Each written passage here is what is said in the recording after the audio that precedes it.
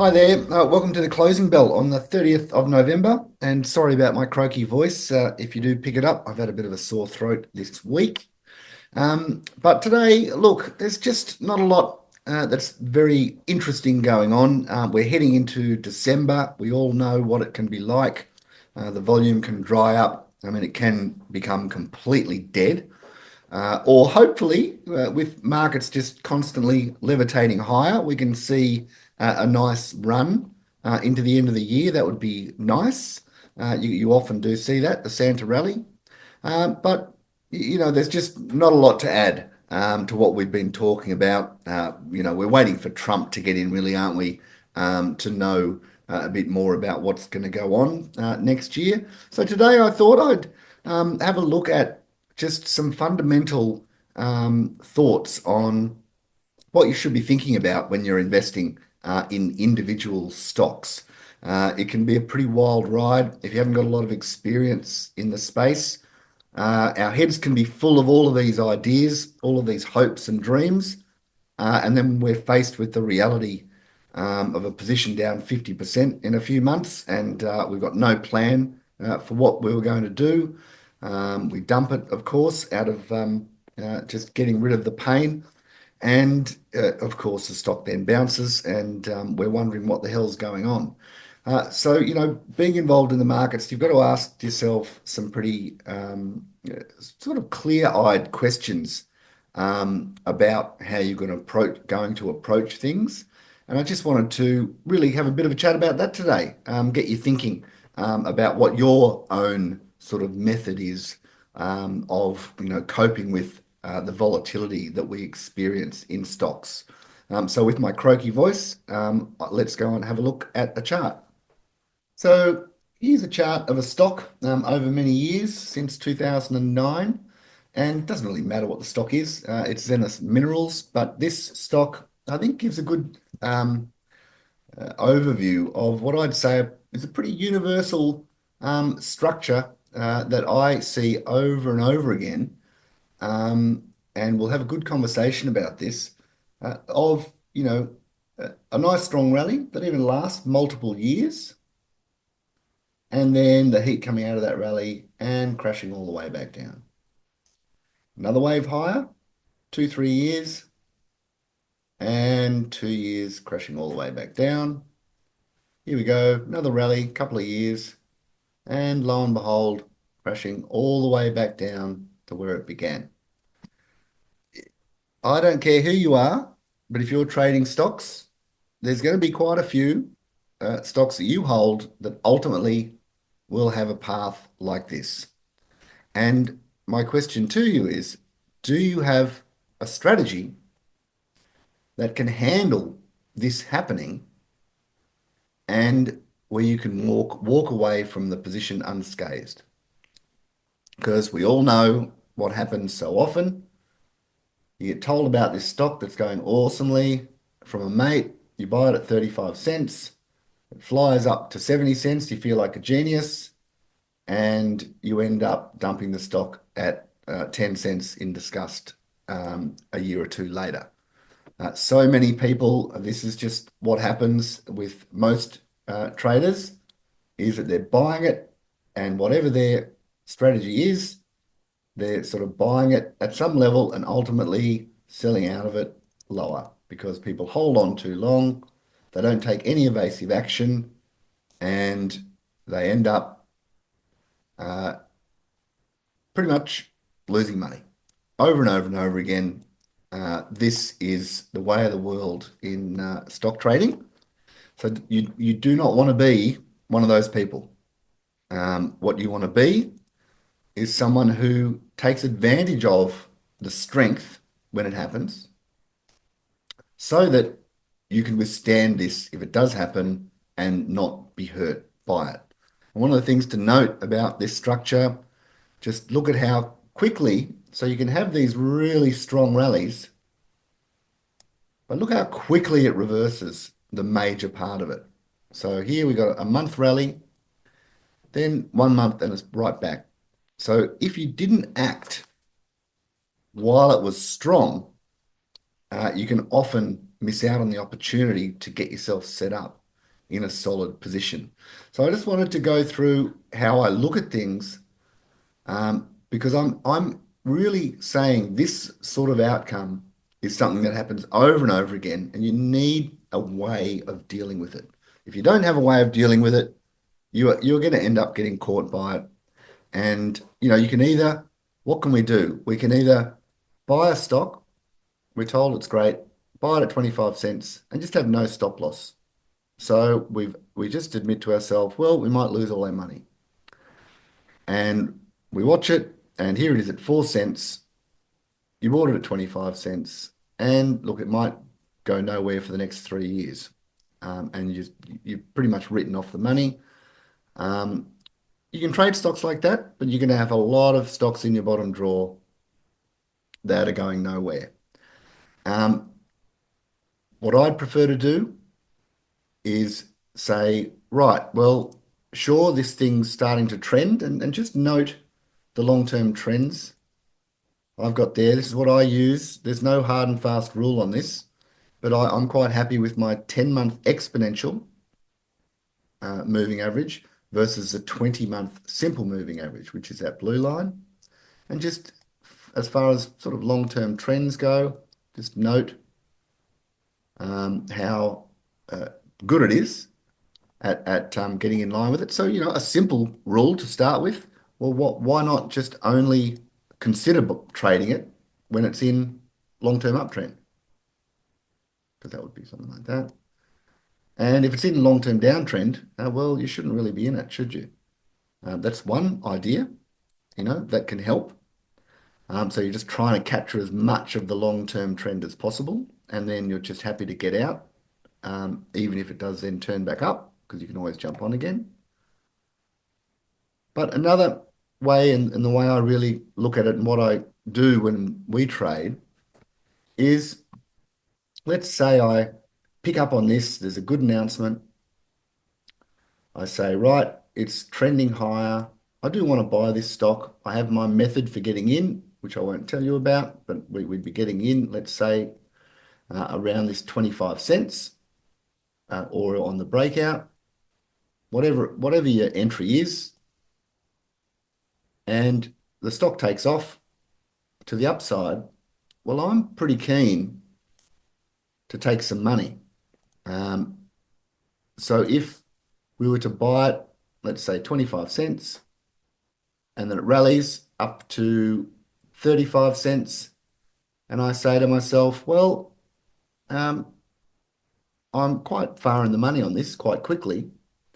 It could keep trending, but maybe not. So I'm going to use the strength and sell a third of my position. Now, if I were to do that, I've made 10 cents. So that would mean my average entry price has been moved lower. So my actual entry price has gone from 25 cents down to 20 cents. The reason being that if we made 10 cents on a third of the position, the price would need to go 5 cents below our initial entry price now for us to break even on the position. So, in the end, things didn't work out. The stock didn't take off like a rocket as we hoped. And we've set a stop loss at 20 cents after we've taken that part profit. And you can see there that it did survive an initial scare. The stock got sold off from 45 cents down to 22 cents, then went back up. Now, it could have then turned up and taken off like a rocket. And by taking evasive action and lowering our average entry price down to 20 cents, we could have ended up surviving in that and reap the rewards as the stock took off to the upside. But in the end, it didn't happen. Things turned down, cracked down, and we would have sold out of the position at 20 cents, with, as you can see, not a bad thing to have done, and walked away without a loss. So what you've done is used the strength while it's there to get yourself into a no-lose situation or to create a free call option. So by a free call option, I'm meaning that if we were to say uh, this axis is your profits, this being 0, and this being the price of your stock. Now, usually when you buy a stock at your entry price, right? So there's your entry price. As the price goes up, you make money. As the price falls, you lose money. And that's the sleepless nights, isn't it? Because am I going to make money? Am I going to lose money? Very stressful. So what we're doing is the price goes up, we make some money, we then take profits, lower our average entry price, as we did, by 5 cents. And by doing that, we get rid of the losing outcome. So we get rid of the losses and we turn our profits into an outcome like this, where if the price falls, we don't lose money. So we've cut off the losses. And then as the price goes up, we make money. And that is the same profit outcome as a free call option. So we have like a strike price, and above that price, we make money. Below it, we don't lose any money. Now just imagine how you feel when you know that's your only outcome is going to be either not losing money or making money. That's what you need to be thinking about and trying to get yourself into positions like that. And when the fact is, so many stocks look like this in various forms, and they have very similar characteristics of these blow-off tops, sorry, these blow-off moves that can be very rapid. And if it is the end of the move, it'll lose it very quickly. So big blow-off loses it very quickly. So you had to act. If you didn't act while it was strong, you miss out. And really your goals, when you're looking at something like this, everyone wants to buy the low and sell the high. Everyone's looking at it like that. That's what we all want. But if you instead you were to look at it from the point of view of, well, I know I'm going to get on late and I'm probably going to get out a bit late as well. You're not going to always capture it. And what happens is in the end is the best you can do is usually capturing about a third of the whole move. That's usually about the best you can do, getting the guts. And even if you have a great entry method, which, I look at these buy and sell pivots. You can see the black and green diamonds there. They're not all perfect, but they give you a sense of, when things turn down, they were there, giving you a hint. And when things were going up, you're also getting the hint, but they're not perfect. But they're always there at the lows and the highs. So they're a good thing to keep an eye on, these buy and sell pivots, to get you early warning that things are either turning down early. So you think of it in a situation like it's a step 1, 2, 3 sort of thing, where things are all fine, looking fantastic, trending strongly, and then you get step 1, a sell pivot. Oh, maybe I should take some profits soon. And then we get the long-term trend shift. Oh, maybe I should get out of everything. Your view on what you want, rather than thinking of things going forever, should possibly be more about, well, I want to capture as much of this as possible. And I don't want to be sitting around in this, excuse the French, crap for years and years, sitting on a position I don't even want to really be in, and watching it go down day and day after day. Because what's going on when this is selling off like this, it's all these people who are bought in here who are getting pummeled out of the stock and panicking. So uh, you really have to get in tune with how these stocks move.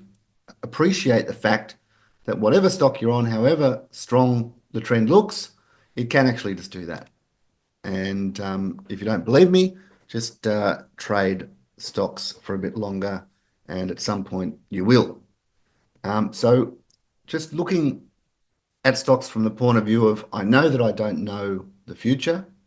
If I accept that and I understand how these things evolve, I have a sense of these trends, sense of these how they develop and how quickly they can reverse. So I'm just a bit less cocky. So I'm pretty keen to take some money off the table to get myself into these free call option positions. And also another thing I do, let's say we've entered the stock and then taken some money pretty quickly to create the free call option, which has lowered our average entry price. And so we've got a break even stop loss, down here. And then the stock really takes off. Well, do you really just want to sit on it and wait for it to go back to break even? No. This is where I'm then looking for the next profit taking and when I get out completely. So if I've sold a third, I've still got two-thirds of the position, absolutely goes gangbusters. I'm either wanting to take some money in that strength if it's a crazy move like this, but very definitely if I get a sell pivot, for example, boy, I'm going to be taking another third. Depends on how bullish I am on the long-term prospects of the stock. So that you're taking money when you get given a really big gift, that you are taking a bit of money off in those really strong periods, even if it's another third. And then I might leave a final third, which is, looking for the firecracker. I mean, what if this stock, really did take off? It'd be nice to have a small position left on there in case it was to really blast off. So that's why I often leave a final third if I can. But then if things turn down, long-term trend shift, I might dump that final third and say, just accept that it's not carrying on. But that's how you can make really big gains is by having that final third of your position after you've taken two lots of profit. And after you've taken the two profit, you're basically sitting pretty. You're either going to make money or make more money. I mean, that's the holy grail, isn't it? If we go back to looking at the profits and thinking about the money we're making, I mean, imagine that your situation is you're either going to make money or you're going to make more money. That is the holy grail. That's what we want. You can get yourself in those positions, you really can. It means you give up a bit of the upside, but I'd rather give up some upside so that I'm sitting in that situation than losing sleep in this situation. Even if you're way up here, you've made lots and lots of money. I can tell you it can all turn to custard and all of a sudden you're losing money and scratching your head. So you always want to put yourself on the front foot, and putting yourself on the front foot is accepting your ignorance and using the strength to put yourself into a no-lose situation. It's a very important point. Um, you will learn the lesson eventually if you've been trading for a bit. But we all get caught up in excitement. We all get caught up in the dollar signs. It's very hard to take money when it's gone from 10 cents to 60 cents. You're like, well, if it goes to $1, I'll be up 100 grand on this position. And then, I was up 30 grand. Oh, now I'm up 20. I don't want to take that. Well, now I'm up 10. God, no way. It's definitely going to go back up. Now I'm back at break even. Oh, shit. And now I've lost heaps of money. So this is the situation. This is what happens in stocks. You've got to take it seriously because it's your money. So making sure you have a game plan, that you really respect the fact that this very well could be the outcome of the stock you're in right now in a few years, even if you're at this point and it goes up for another year. Always be aware that that could be the ultimate outcome. And that's how you should plan. You've got to be able to handle this sort of behavior. All right, well, I think that's enough for today. Didn't want to go into the nitty-gritty of the markets at the moment. There wasn't too much to chat about. If you want to learn more about what I'm doing, please go and check out the 6 lessons. I've got it there for you so that you can learn some really key instruction on how you should behave in the markets. It's all born from 30 years of observing these markets in a very detailed way, having started on the futures floor many, many years ago. So please go and check that out. It'll be below the video. You'll be able to click on that link, and I hope you check that out. And I shall talk to you next week.